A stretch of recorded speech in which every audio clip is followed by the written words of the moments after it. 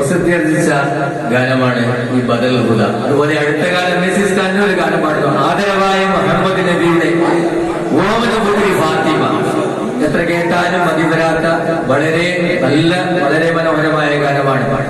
പ്രത്യേകിച്ച് പറയാനുള്ളത് MACSK പാടിയ ഗാനങ്ങളൊക്കെ വേണ്ടാത്ത ഒരു ഈ ഗാനവും പാടില്ല. പാടിയ പാട്ടുകളൊക്കെ എന്ത് രസമായിട്ടാണ് പാടിയുള്ളത്.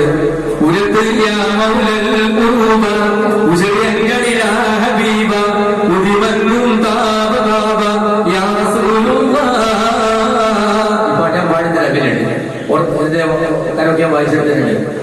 അതുപോലെ അടിവെട്ടി കൊത്തി കൂടിത്താരോ അണി താനിയും മാലയാറുത്താരോ പിടിവെട്ട് സിന്നും കാടിത്താരോ പിച്ച ചട്ടയും പേടുത്താരോ കടുകൂലപ്പോടെ കെട്ടി മാറുന്നിട്ടും കരിശത്തിൽ കാശിയിൽ കൂടെ വീഴുന്നിട്ടും ഇടരിപ്പിടിന്താവത് പിന്നുമേടുന്നിട്ടും ഇരുവേരും പൊട്ടിയുമായി നീരികിടന്നിട്ടും പിന്നാലെ കടം കൊണ്ടോടി കൊണ്ടേ കടത്തി ചെന്നകടി കുറി കൂട്ടിയ കാരാരും കേട്ടാലോടി ഉണ്ടല്ലോ മാലയ്ക്ക് 2 മടി പുര പാരം പോരാ വെള്ളിത്താരുമടി.